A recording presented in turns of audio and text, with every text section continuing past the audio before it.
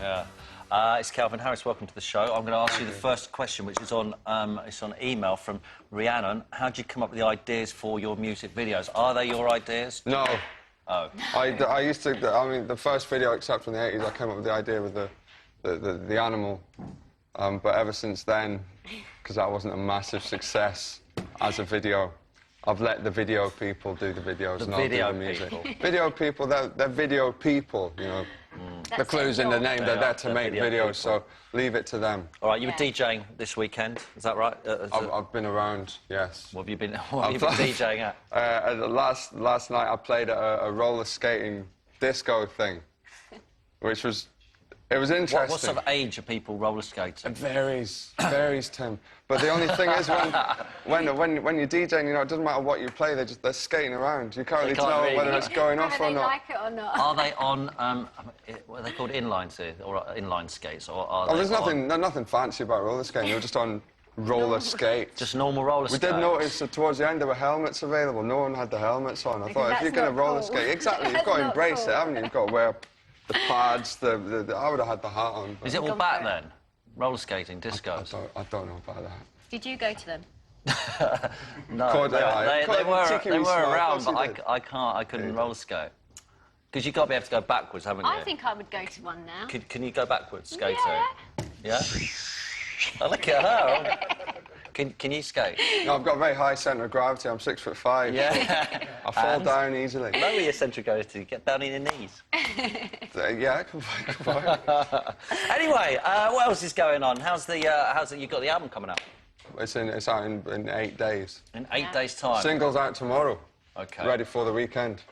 Louise was just saying, are you nervous when you're single? Always. Nervous every time anything comes out. I would have thought you would have just sort of been quite confident. I mean, I've heard the record everywhere. It's a great record. I mean, I love it. I think that you've got no worries. It's just going to go. I can't believe you get nervous still. Of course I get. No, it's just like when you spend so much time on something and, you know, I made it and sort of everything about it I did, and then unleashing it for...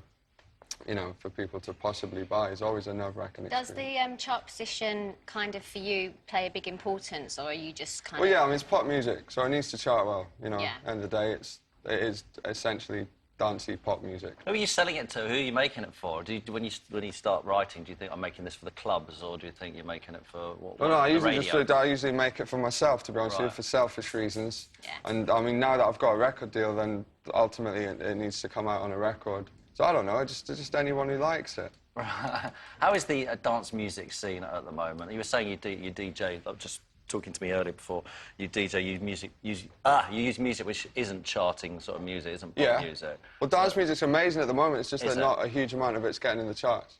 But you see, there's a lot of commercial people embracing dance music, say Black Eyed Peas or Akon or someone using all these old sort of trancey riffs from the 90s and stuff. So it's alive and well, just not in the... But that's good, isn't it? Because dance music used to be really cool, and then it was embraced by the masses, and you know, the commercial radio station became really tacky, didn't it? And now it's gone back underground. It must be getting cool. I'm definitely on the tacky end, though. You know, you are. I think what's nice that you do, though, is dance music can be very separate from what a lot of people listen to, where people like yourself bring dance music into everybody's home so they can get a little taste of it and enjoy it. So I'm the key to the underground. People that, you know, it gives everyone a chance. No, you're right. People that don't listen to dance music, they would hear my song on the radio or something, and then they go, "Oh, that's dance music." I don't usually like dance music. Then they go to a club or something, they investigate dance music, and then they discover underground dance music, and they go, "Oh, the underground raves." The next thing you know, they're there. Exactly. And they start their nights at 12 in the evening rather than 8 like everyone else. So yeah, I'm corrupting hundreds of thousands of children. You're ruining people's lives. Well done. And working with Dizzee Rascal must have been good fun, and you collaborate with lots of different people. Was he? There's been a few people, but Dizzy's the main. Dizzy's been the most fun, you know, because he's so passionate and sort of just willing to try new things. So you know, you can throw anything at him, and he's like, he'll listen to it, you know, and he'll always give you his opinion as well.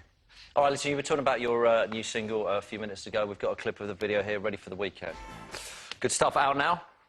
It's out sort of now. Monday. You can get it on iTunes sneakily now. We were talking earlier. I interviewed Athlete this week. We were discussing the concept of an album. Is that gonna die? You obviously write a lot of singles, don't you? Is writing an album a bit different from just writing one-off tracks all the time? Depends what you are, but yeah, it is now. I think albums are mainly a physical thing. You know, older people want to go in and buy an album by a band. You know, I think sort of a hard and fast rule at the moment is the pop music is the singles market. The albums market is more the bands. You know, the rock bands or the established artists. Yeah. So for someone like you write for other people and you write for yourself, you are writing individual tracks. Is it then hard to try and sit down and write an album? No, because you just write an album of singles and then it's like an incredible album. Got a hit. Yeah, which is what I've done. So are you going to release every single song off the Why album? not, yeah. That's what Moby did, wasn't it? Oh, that time ago. Every single song was on an advert of that Moby album, yeah, he made history. It takes about a year to promote, 2 years. Actually, maybe. we can't really talk about commercial things, but you're in a well-known advert at the moment, aren't Yeah. you? A fizzy drink advert, which I just think is amazing, because I first heard that song and I was like, that is so weird. How did that come about? They come up with the song title and they pitched it to a bunch of people, me included, and said, can you write a song based around these I'm going to have to lyrics? say what it is, otherwise there's no point in talking about it. It's the Coke advert, but by the way, you can buy Pepsi and all the other makes as well, and Panda and all those, which taste just as good. Every one of them's as lovely as the other one. Apart from Coke, which is the best one. No, go on. Yeah, they said, write a song based on these lyrics, and I would never really write a song called Yeah, Yeah, Yeah, La, La, La. So I went to sleep on it a couple of days, you know, I slept weeks, and then I woke up and I thought, this is the sort of song that maybe George Clinton might have written, or Prince, or something like that. So I made a song that sounded like that, and they went for it. It's such a mad advert, but did you know the concept of the advert? Yeah, I before knew you there wrote were going it? to be little furry creatures in, which kind of, made me want to do it.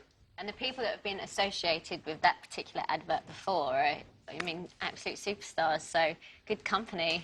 Don't they usually, for when they use an artist like you usually take one of your tracks and then use it, not actually ask you to write for it? It's a different way of doing it. I don't know, things are kind of changing a bit as far as that's concerned, but it was good fun to do, definitely. Have you got any more collaborations coming up, or who would your ideal collaboration be? There's just a bunch of people that it'll probably never happen, so it would be Stevie Wonder, Prince, Michael Jackson, obviously. Yeah. There are loads of people. OK, all right. Calvin, thanks a lot. We'll be staying with us and taking your emails along with Sarah Beanie. If you've got a question to ask them, send us an email via our website, bbc.co.uk/something for the weekend. Now, here's what else is coming up on the rest of the show. And then we'll just have, on the top, we'll just have a little bit more of our fantastic honeycomb. And then over here, ladies, and then we'll just stick a couple of fresh strawberries on top. Honeycomb in a tin. Oh. Yeah, it's going to work, Tim. It's going to work. Be brilliant. You guys have got it all mapped out. Yeah. Yeah. Calvin. I was going to do that. Can I try a bit of that? Sarah, all yours. Oh, yeah. Dig in. Oh. No, taste. Cheers. So in this, as a dessert, you get something crunchy, something boozy, then you get something that kind of is quite clever to make to show off to your friends. Yeah. Happy days. Oh, that's absolutely fantastic. Yeah, it does. He's done it again. Gorgeous. Right, all of today's recipes are available on our website, bbc.co.uk/something for the weekend. Or if you have an internet-enabled phone, text weekend to 81010. We'll send a link to our mobile site. Text costs 10 to 15p, depending on your network. Coming up, cheese and potato gratin pie for brunch. Do you all like that dessert? Gorgeous. Absolutely OK. delicious. Now it's time for Deja Vu and a clip of a lady once voted one of the most Scottish people in the world. Can you guess what year this particular episode of Supergram was first shown?